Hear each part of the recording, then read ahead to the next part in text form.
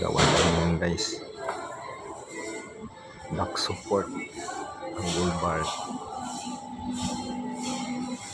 316 lang yung kapal ng bull bar guys. Yung thickness niya.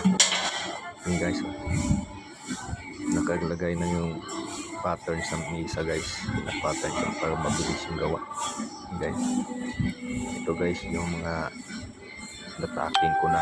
Nagawa ko na. Saka yung iba dyan guys. Napinturahan na ng mga kasama ko guys. Yan. Left and right yan guys. Gawa yan guys.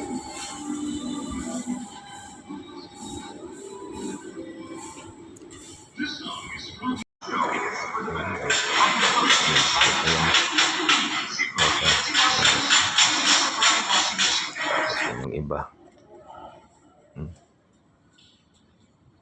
pipinterohan na, kailangan natin yan guys. Ang gawa na ito guys, kailangan ng sipag at tiyaga lang guys para matapos mo yung gawa mo.